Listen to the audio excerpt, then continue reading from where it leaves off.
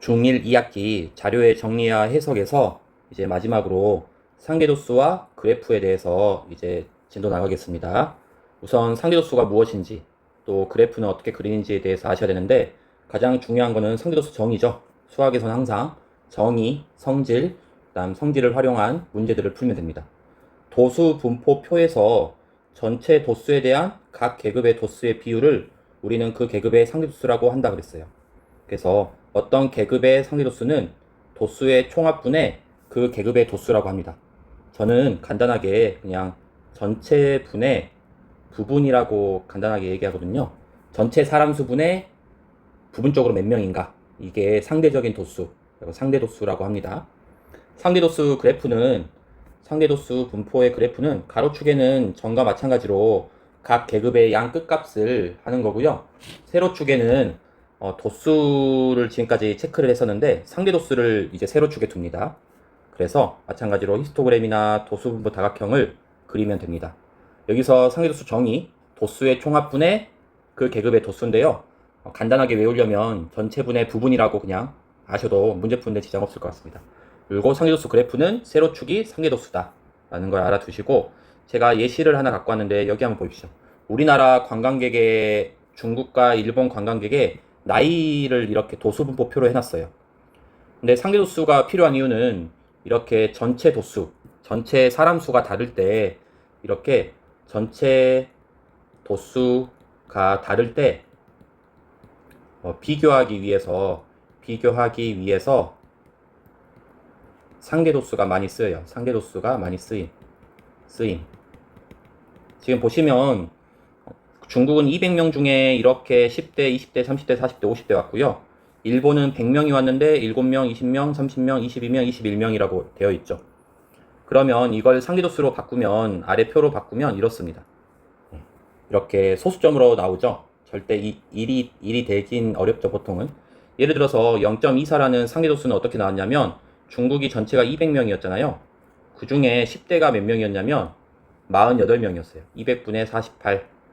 그러면 약분을 하면 100분의 24. 이거는 0.24죠. 이런 식으로 전체분의 그 계급의 도수를 하시면 다 이렇게 소수점화 됩니다. 소수점화가 돼서 가장 중요한 거는 상대도수의 합은 항상 1이 됩니다. 상대도수의 합은, 도수의 합은 항상 1이다. 항상 1이 됩니다.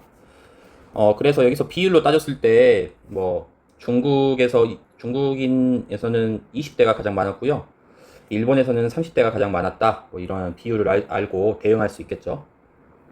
이 상대도수 분포표를 토대로 그린 상대도수 히스토그램과 상대도수 도수분포 다각형입니다. 이 파란색을 상대도수 히스토그램이라고 해요. 히스토그램 앞에서 배웠죠? 막대 그래프 붙어 있는 거. 여기 세로축이 상대도수입니다. 그리고 여기 빨간색을 상대도수에 대한 도수 분포 다각형이라고 하죠. 그래서 어떤 걸 또 알 수 있냐면요. 여러분, 히스토그램 넓이와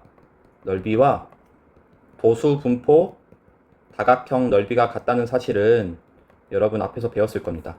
근데 이 넓이를 구해보면요, 이 막대기의 가로 길이는 몇인가요? 10이죠. 10 곱하기, 그 다음에 이거를 다 하나로 쌓으면 어떻게 될까요? 다 하나로 쌓으면 높이는 몇이 되겠어요?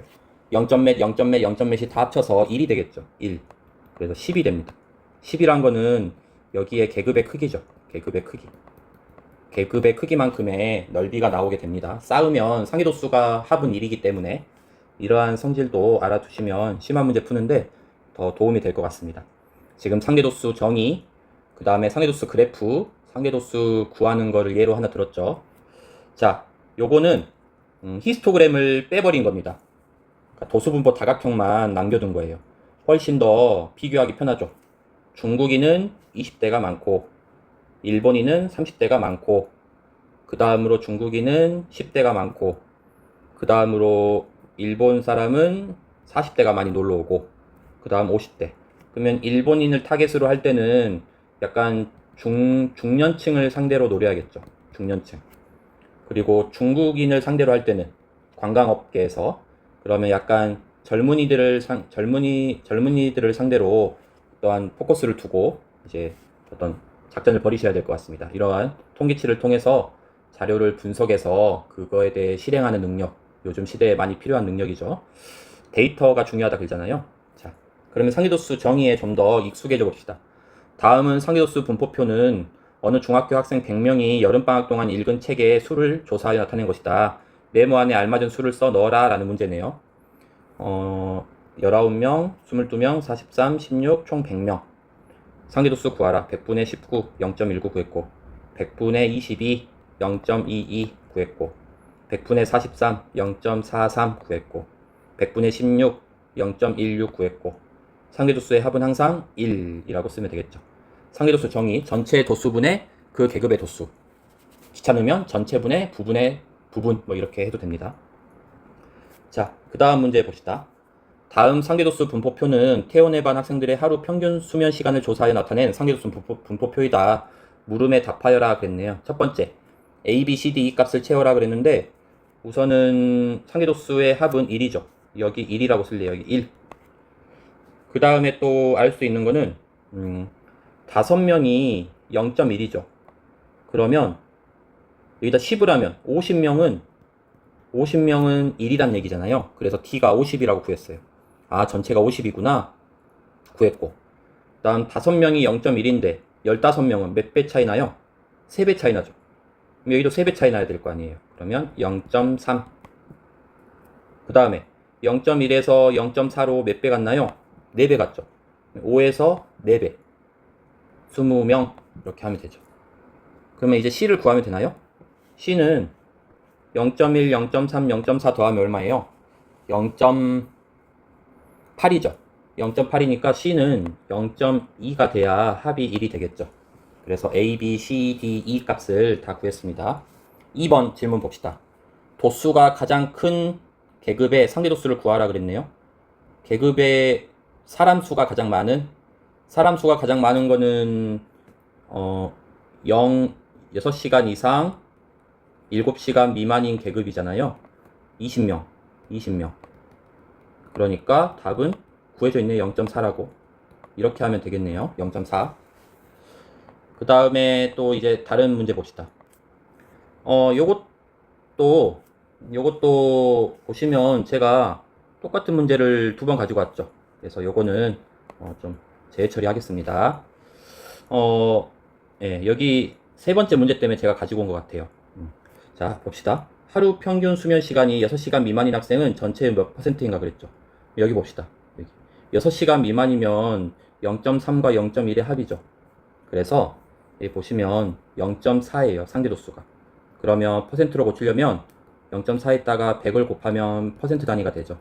40%다라고 하면 되겠습니다. 이 3번 문제를 가지고 오려고 제가 편집하다가 한 번 더 갖고 왔나 봅니다. 자, 봅시다. EX. 다음 히스토그램은 어느 반 학생들의 국어 성적을 조사하여 나타낸 것이다. 국어 성적이 70, 90 미만인 계급의 상위도수를 구하래요. 70과 90 미만, 여기에요. 두 칸. 그러면 여기 2명, 5, 6, 셋, 둘. 총 몇 명이에요? 총 4, 9, 15. 총 20명이네요. 총 20명. 그러면은 70과 90 사이는 총 전체 20명 중에 9명이죠. 곱하기 5, 곱하기 5를 하면 100분의 45가 되니까 0.45라고 하면 답은 4번이 되겠죠. 70과 94 미만의 상대도수를 구하라고 했으니까 70과 90 이렇게 풀면 되겠습니다. EX. 다음 상대도수 분포표는 시운의 반 학생들의 점심 식사 시간을 조사하여 나타낸 것이다. 빈칸을 채우고 이 표를 도수분포 다각형 모양의 그래프로 나타내어라 그랬죠. 0.1, 0.4, 0.2 더하면 얼마예요? 0.7이죠. 여기는 0.3이라는 걸 우선 채워놓고 해보죠. 5하고 10 사이는 0.1이니까 이 가운데. 그 다음 10분 이상 15분 미만은 0.4니까 여기 가운데. 그 다음에 15분, 20분 사이는 0.3. 그 다음에 20분과 25분 사이는 0.2. 그 다음에 양쪽 가운데 마무리를 해줘야 도수분포 다각형이 되죠. 그래서 이렇게, 이렇게, 이렇게, 이렇게 그어주면 이게 상대 도수에 대한 도수분포 다각형이라고 합니다. 끝났네요, 이 문제. 자, 이제 봅시다. EX. 다음 상대도수의 그래프는 어느 중학교 1학년 학생 40명의 일주일 동안 TV 시청 시간을 조사해 나타낸 것이다. 다음 물음에 답하여라 그랬네요. 1번.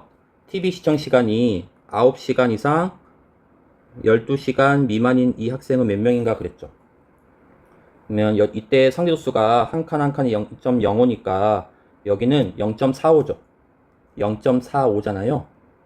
그러면 전체 몇 명이냐면 40명이다 그랬잖아요. 40명에 대한 0.45를 알면 되니까 곱하기 40을 해버리면 돼요. 그러면 1800이 나오면서 18명이라고 나올 겁니다. 18명. 이게 답이 되겠습니다. 0.45 곱하기 40 하면 소점 2개가 공 2개랑 사라지면서 18명이 나옵니다. 2번. 도수가 가장 큰 계급의 상대도수. 도수가 가장 큰 계급은 상대도수도 가장 크겠죠. 그래서 0.45라고 하면 되겠네요. 0.45. 0.45. 3번. 학생 수가 10명인 계급을 구하여라. 40명 중에서 10명이면 40명 중에 10명이란 말은 얼마예요? 4분의 1이니까 0.25죠. 상대도수가 0.25인 걸 찾으면 어디예요? 0.25. 여기죠. 그러면 계급을 찾아라 그랬으니까 6시간 이상 9시간 미만인 계급이죠. 이렇게 쓰면 되겠습니다. 이렇게. 여기 위에는 0.45고 TV 시청 시간이 12시간 미만인 학생은 전체의 몇 %인가? 12시간 미만? 요거를 더해야겠죠. 그러면 어떻게 되겠어요? 0.05 더하기 0.25 더하기 0.45 더하면 0.75죠. 다 더해서 0.75. 0.75 곱하기 100을 하면 퍼센트가 단위가 됩니다. 75%라고 하면 되겠죠. 이게 답이 되겠습니다. 상대도수. 이제 제가 가지고 온 마지막 문제입니다. 마지막 문제. 아래 그림은 A반과 B반 학생들의 한 달 동안 읽은 책의 수를 조사하여 나타낸 상대도수 그래프이다. 다음 중 옳지 않은 걸 구하래요. 1번. A반에서 4권 이상 읽은 학생은 A반 전체의 30%이다. 4권 이상. 여기 얼마예요?